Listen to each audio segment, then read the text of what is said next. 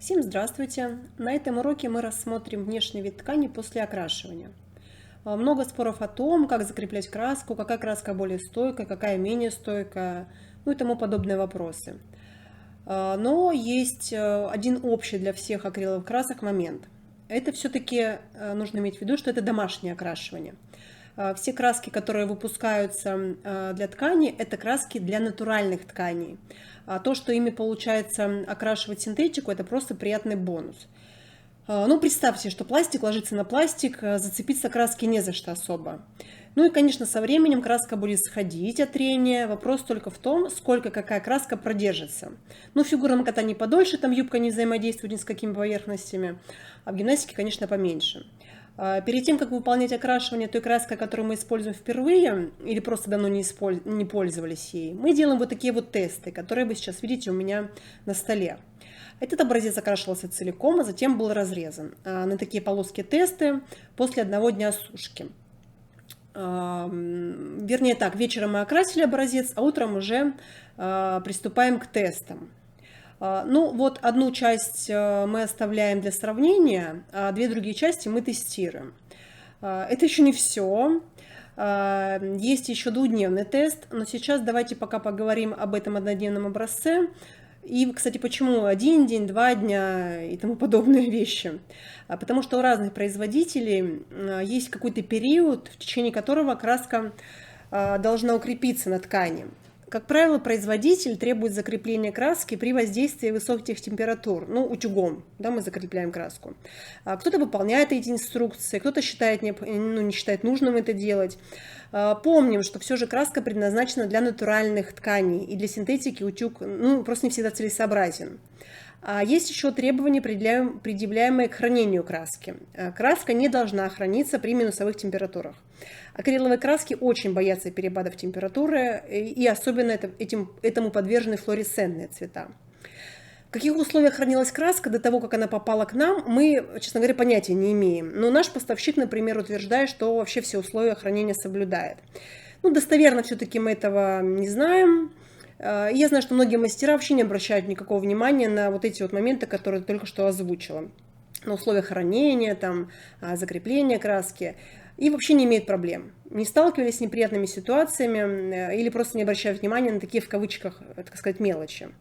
А кто-то вот постоянно жалуется на проблемы с окрашиванием, не устраивает стойкость краски, итоговый цвет и тому подобное.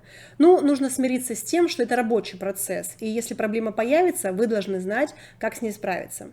Лучше все делать пошагово, с тестами, с проверкой, и не полагаться на субъективные мнения, чтобы не оказаться в неприятной ситуации, перед срочной сдачей заказа или накануне соревнований. А даже если мы уже использовали какую-то конкретную краску, но прошло более 2 недель с момента последнего использования, мы обязательно ее тестируем вновь перед использованием. Это правило нашей мастерской. Я уж, честно говоря, не знаю, какие химические процессы могут происходить в краске, но по опыту краска, например, может начать быстро состирываться, выдавать нерастворимый осадок, сворачиваться хлопьями, выдавать белесые какие-то участки и тому подобные неприятные вещи. И еще, кстати, вот эти вот песчинки, они же кристаллики, которые оставляют на ткани такие яркие точки. Эти вот песчинки, кристаллики краски – это настоящее бедствие. Мы уже процеживали сквозь фильтры эту краску и давали осесть, и что мы только с ней не делали. Но эти баночки краски приходится выбрасывать. Не всегда их сразу хорошо видно, эти кристаллики, зависит от яркости цвета. Они появляются, попав на влажную поверхность, но наиболее ярко проявляются при высыхании, то есть когда вся работа уже проделана. Одно время у нас стала массово сходить краска с изделий сразу после окрашивания и сушки. Возможно, производители стали экономить на закрепляющих смолах. После этого мы увеличили время сушки до 2 дней и стали тотально закреплять краску утюгом. Поэтому сейчас у нас есть 2 вида теста – однодневный и двухдневный. Если наш образец проходит без проблем тест первый день, то мы оставляем как есть, и у нас уже все хорошо. Итак, давайте посмотрим сейчас на наши образцы, сделанные краской Евана. Это образец, это номер 2, закрепленный утюгом и постиранный, это просто постиранный без закрепления утюгом. Правый номер 1 с оригинальным цветом мы сейчас будем сравнивать с номером 2 и номером 3. Смотрите, пожалуйста, на центральную часть розово-оранжевую. Напомню, что эти все части получены из одного полотна. Надеюсь, вам хорошо видно, что на номере 3 не закрепленным утюгом и постиранным вот в этих местах образовались залысины на границе перехода цветов. Посмотрите, вот вы видите эти белые прожилки? Ну и в целом вы видите, что цвет стал таким более белесым, бледным. Еще раз напомню, что этот образец номер 3 мы утюгом не закрепляли. А вот номер 2 мы закрепили утюгом и постирали. У номера 2 мы наблюдаем такую повышенную интенсивность цвета, ну и в целом более теплый оттенок по сравнению с образцом. То есть в оригинале образец оттенок более нежный, такой бледный, но когда его обработали высокой температурой, этот номер 2, то есть горячим утюгом, то у нас наш цвет превратился в такой розово-оранжевый, особенно это видно на границах. Но на самом деле ничего криминального в этом нет, но если у вас четко поставлена задача выдержать изделие в холодных тонах, то, пожалуйста, имейте этот эффект в виду. Здесь вам придется выбирать, либо вы закрепляете утюгом и получаете такой оттенок, либо вы ничего не закрепляете, стираете, но у вас сходит какое-то количество краски. На желтом этого сильно не видно, по крайней мере, я сразу не могу это определить, но на розовом я четко вижу эти белые участки, которые сразу выдают некачественную работу. Вот теперь давайте посмотрим образцы двухдневной сушки. На тесте номер 2 цвет не закреплен утюгом и постиран. На тесте номер 3 закреплен утюгом и постиран. На номере 2 я практически не наблюдаю никаких изменений после стирки. Есть чуть-чуть немножечко вот в местах перехода, совсем немного ушла краска, но это нужно очень сильно присмотреться, я, скорее всего, придираюсь уже. То есть я делаю вывод, что после двухдневной сушки можно не закреплять утюгом эту краску. На номере 3, который закреплен утюгом, вы видите, что цвет стал гораздо более интенсивным и ушел в теплый оттенок. Если в ваши планы это входит, то, пожалуйста, можете закрепить краску утюгом. И какой вывод мы делаем из нашего тестирования? Если мы хотим сохранить оттенки, то, в принципе, можем использовать эту краску, но следующим образом. Мы окрашиваем ткань, тонируем, делаем переходы и можем использовать это окрашивание после 2 дней сушки. Почему после 2 дней? Ну, ведь можно эти 2 дня продолжать шить изделия, зачем ждать, да? Ну, потому что мы всегда стираем ткань, которую мы окрашиваем, перед тем, как ее использовать в изделии. Лучше мы столкнемся с проблемой окрашивания и устраним дефект, чем с этим столкнется клиент на уже готовом и декорированном изделии. Если в мои планы будет входить, да, вот такой вот пережаренный оттенок, или этот вопрос оттенков не будет принципиальным, я лучше закреплю краску утюгом. Ну, потому что этот купальник будет, это изделие будет стираться неоднократно. И что с ним произойдет после последующих стирок, у меня пока представления нет. Но, как я уже говорила, краска постепенно сходит.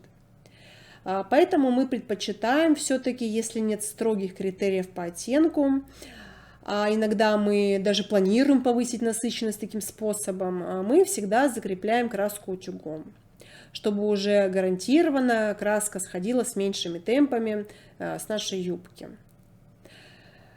А теперь давайте посмотрим, что же у нас получилось после наших экспериментов. Вот вы можете видеть декола густая без воды вместе с декола густая разведенной водой и Еваном. Вот наша юбка, окрашенная густой краской декола. Ну, сейчас мы не будем определяться по цвету, мы посмотрим на ее жесткость. На самом деле было очень много вопросов по поводу жесткости ткани после такого окрашивания. Ну вот смотрите, наша юбка окрашена густой краской декола до максимальной яркости. Она, конечно же, очень жесткая для наших целей. Использовать такую юбку в принципе можно, но либо нужно делать очень-очень высокие зубчики, чтобы разделить полотнище, да, и сделать его таким более подвижным. Ну, либо собирать юбку из отдельных сегментов типа лепестков или перышек. Дело в том, что если использовать целое полотнище, то это будет реально катастрофа. Юбка-то задерется, обратно не вернется, она будет заламываться, и еще много произойдет с ней других неприятностей.